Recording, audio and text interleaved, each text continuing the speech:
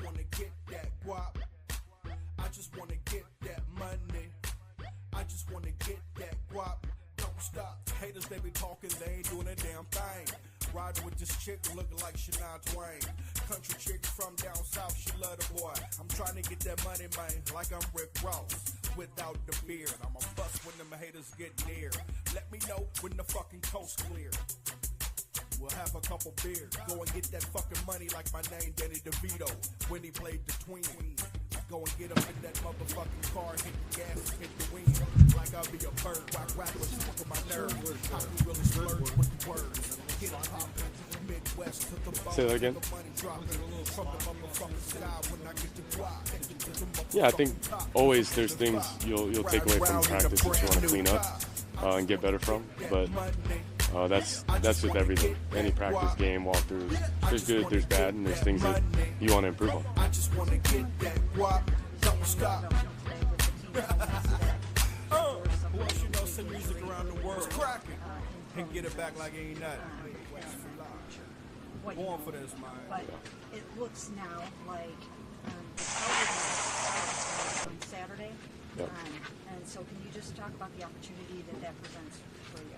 I have no clue what's going to happen. I'm just right where my feet are, but time will tell, and we'll see what happens. But that's up to the coaches. And In throwing. So Dylan, there's been obviously a new development today with the team telling us that Shador suffered an oblique injury early on in throwing drills, and I'm not sure what you know and what you don't know, but it looks now like you're probably going to get the start on Saturday. Yep. And so can you just talk about the opportunity that presents for you? I have no clue what's going to happen. I'm just right where my feet are, but In throwing drills. and get better from. But that's with everything. Any practice, game, walkthroughs. There's good, there's bad, and there's things that you want to improve on. So Dylan, there's been obviously a new development today with the team telling us that Shador suffered an oblique injury early on in throwing drills, and I'm not sure what you know and what you don't know, but it looks now like you're probably going to get the start on Saturday. Yep. And so can you just talk about the opportunity that presents for you? I have no clue what's going to happen. I'm just right where my feet are, but time will tell, and we'll see what happens. But that's up to the coaches, and we got a lot of time up to that point. And if you do get the start, what are you looking to show? You've been out for a little bit with your own hamstring. Yep. How frustrating has that been, and what are you looking to show if you do get out? Yeah, no frustration, just things that you got to get better from, and things that you got to attack. There's times where you're trying to get better and things don't go your way in that way, but it's just daily work to try and get back. And I try to just stay in the moment. I'll look forward to that moment once it comes and be right where my feet are. But, I've known the best competitors have be present and be themselves by competing at a high level, just one play at a time. So we'll see. 100%. We'll know here soon. Have you ever dealt with a hamstring injury or another soft tissue injury like when you were in college or anything? Yeah, occasionally. I think when you're competing for a long time, there's times within, the college periods, whether it's training or whatever it may be, where you have some time away and then you get right back. So it's just working through that process. Just based on how you felt out there today, do you feel like if Kevin says, hey, we want to throw you out there to start this game, do you feel physically like you'll be up to that? I don't know if I can answer that question, but I will say I do feel better from day one, and it's just been a good progression. So you just want to keep stacking it that way and keep feeling better. So I want to continue that trend. What was the frustration, while you're kind of having to wait, There was no frustration, but keep going, sorry. No, I mean, you talk a lot about mental reps, Yeah. stealing reps and everything Yep. like that. When you're injured, you at least were out there and kind of watch the play, in real time. How much did that help you kind of stay, not fall too far behind? Yeah, I think for many people in any situation, you either look at things as a threat or an opportunity. and an emotionally healthy mind always sees it as opportunity. And for me, I just continue to try and be in that mental mindset and headspace. And every day is an opportunity. When you wake up, you can get better, or just coast. And for me, I'm always trying to get better. Mental reps, whatever it may be, even in the training room, right, or in the weight room, there's things that you can get better at. So that's what I'm focused on. And because I have that good headspace, I'm just always focused on that every single day.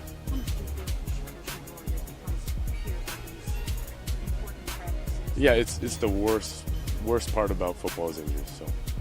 Do you feel at this stage of preseason is critical for you? Every day is critical, though.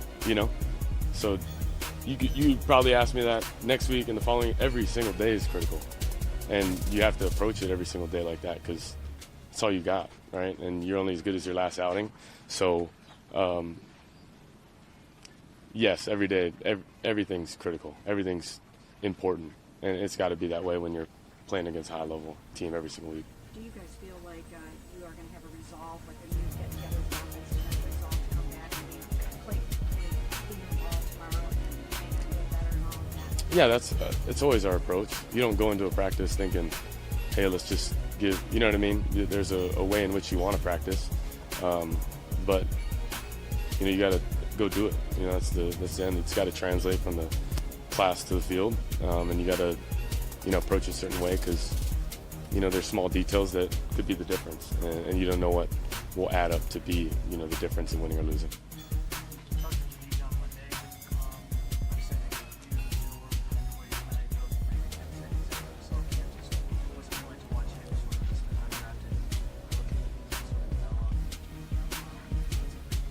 Extremely competitive. I think he approaches every single day a certain way, and you can feel that as a quarterback, and you appreciate it. And you also want to get the ball to him, because he's going to make a play if there's a certain alert or a time where you can maximize his ability. And I think he's just been very consistent, and that's what you need in a guy like him, and he's done that every single day. Good. You're good. Thank you. Thank you.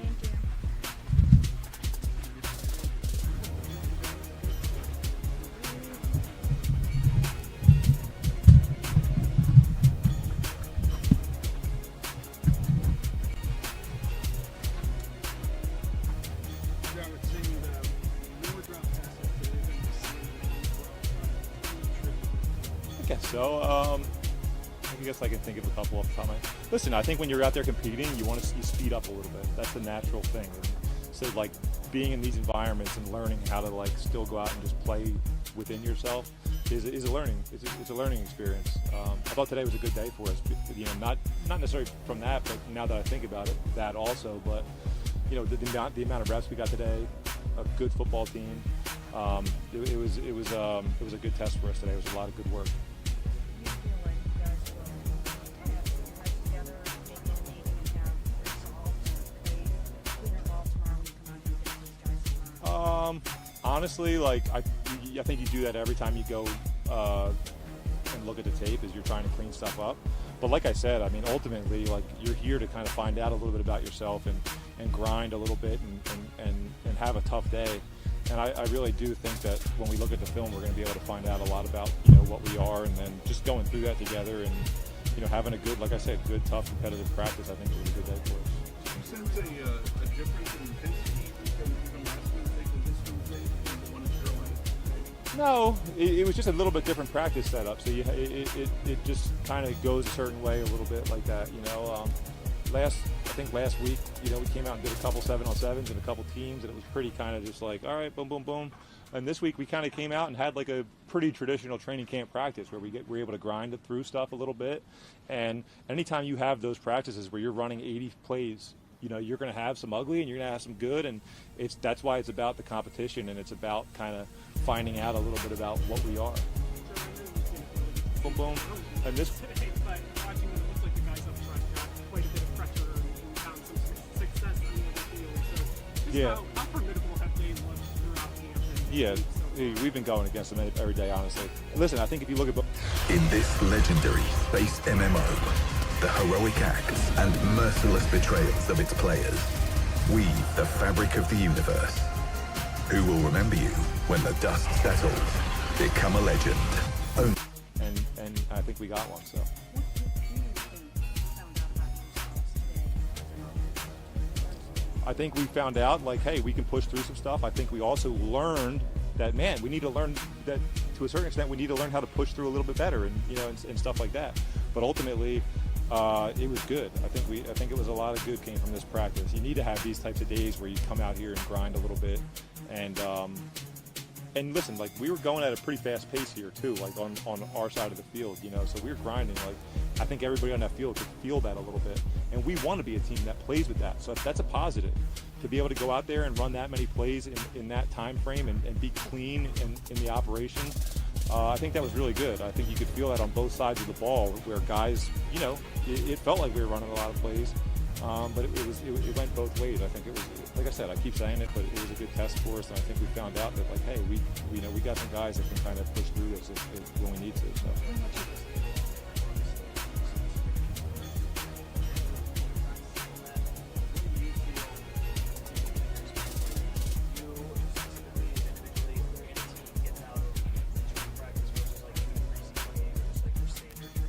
Yeah, I think sometimes, everybody, I would say I've never loved, like, traveling and going and doing a practice against somebody else, but it's kind of what we talked about earlier. You have to, in order to play this game at a high level, you have to be able to compete, but also not have your mind racing and get so revved up. Like, it's such an emotional game, right, for pretty much every position on the field. And you have to bring that to the field.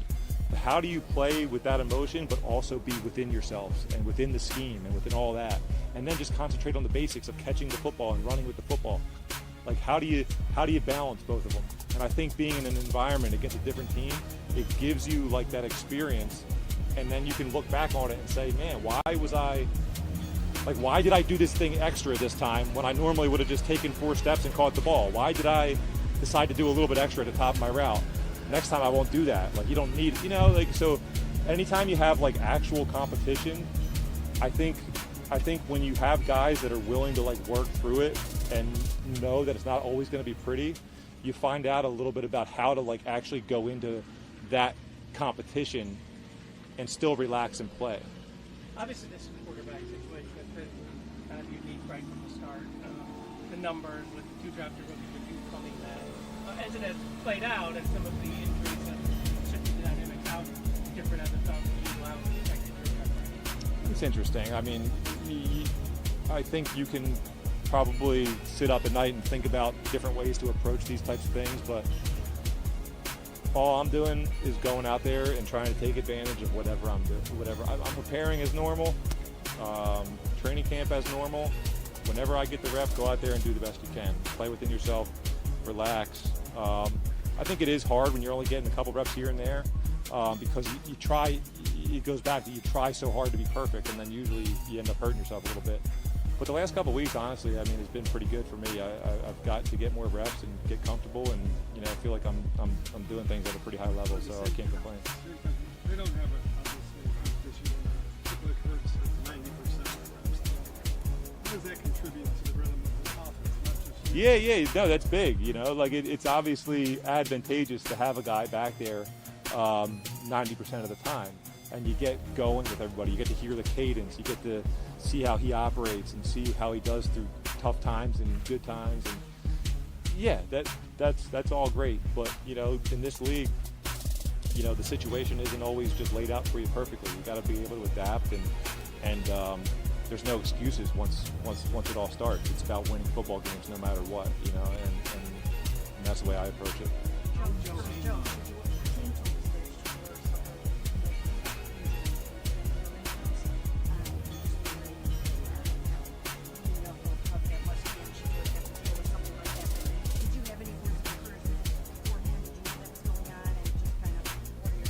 Yeah, he said something about it, and I don't know, what can I do?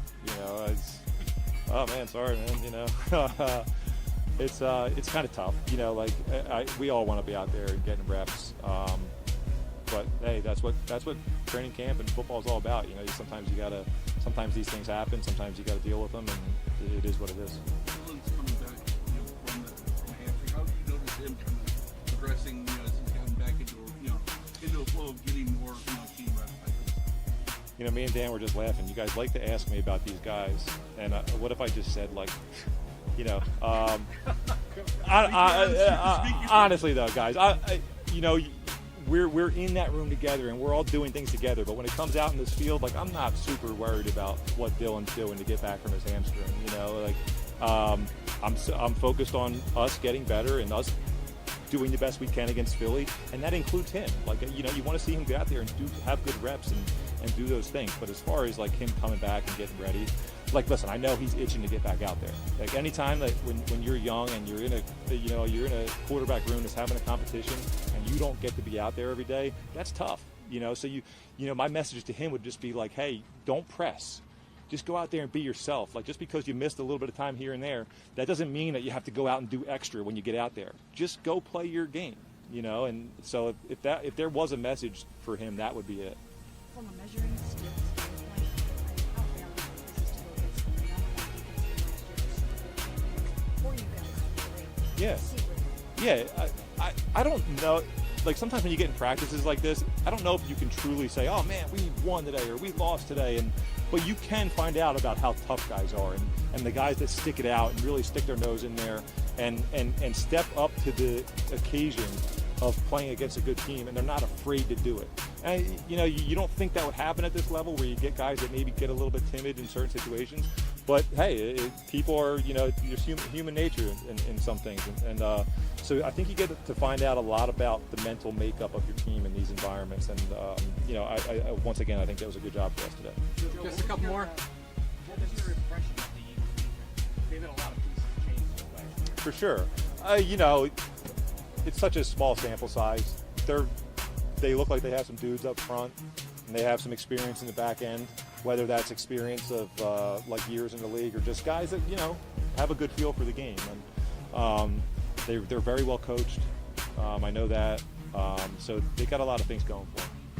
Kevin said early on in camp that he wants to arrive with the leader. You kind of get the sense that, especially on the next week, he's on your this week is when sort of the Kevin's Kevin, man. He's the one in charge, and I'm not really looking into when he's going to do things and why he's going to do things. As I've said, I'm just kind of going out there and being myself, and feel really confident about what I've been doing. So that's all I can do. Very good. All right, thanks, guys.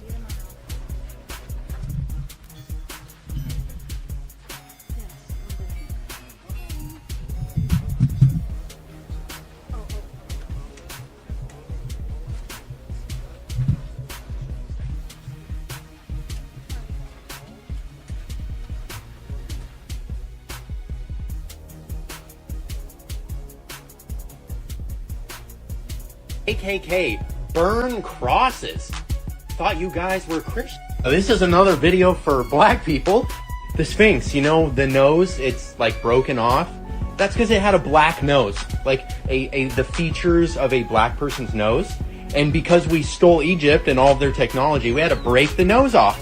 It's what we do best, whitewashing. Some other things that come to my mind, other than batteries and electricity being stolen from the Egyptians, Jesus was sold for 30 pieces of silver. That was also, coincidentally, the most amount of money a black slave could be traded for back in Roman times. Have you ever wondered how Jesus or a Jew or some Hebrew person walked into a town and everyone knew right away that they were Jewish? How do you know someone's religion? Just by looking, because they're black people. It's that simple. Have a mind, grow a brain. Dude, Kanye was right. Crucifixion itself was a torture method reserved for the slave class, black people in Rome. You think they were doing that to white people? Oh, did you know all the gladiators were black too? Oh, Spartacus? It wasn't a white dude. All those black names in the Bible. Zechariah, Jeremiah, Ezekiel, Enoch, Isaiah. We can do this a long time. We really can. It's the entire Bible. It's a black history book. It's a black history book. Oh yeah, and why does the KKK burn crosses? Thought you guys were Christian. This is another video for black people. The Sphinx, you know, the nose, it's like broken off. That's because it had a black nose, like the features of a black person's nose. And because we stole Egypt and all of their technology, we had to break the nose off. It's what we do best, whitewashing. Some other things that come to my mind, other than batteries and electricity being stolen from the Egyptians, Jesus was sold for 30 pieces of silver. That was also, coincidentally, the most amount of money a black slave could be traded for back in Roman times. Have you ever wondered how Jesus or a Jew or some Hebrew person walked into a town and everyone knew right away that they were Jewish? How do you know someone's religion? Just by looking, because they're black people. It's that simple. Have a mind, grow a brain. Dude, Kanye was right. Crucifixion itself was a torture method reserved for the slave class, black people in Rome. You think they were doing that to white people? Oh, did you know all the gladiators were black too? Oh, Spartacus? It wasn't a white dude. All those black names in the Bible. Zechariah, Jeremiah, Ezekiel, Enoch, Isaiah. We can do this a long time. We really can. It's the entire Bible. It's a black history book. It's a black history book. Oh yeah, and why does the K...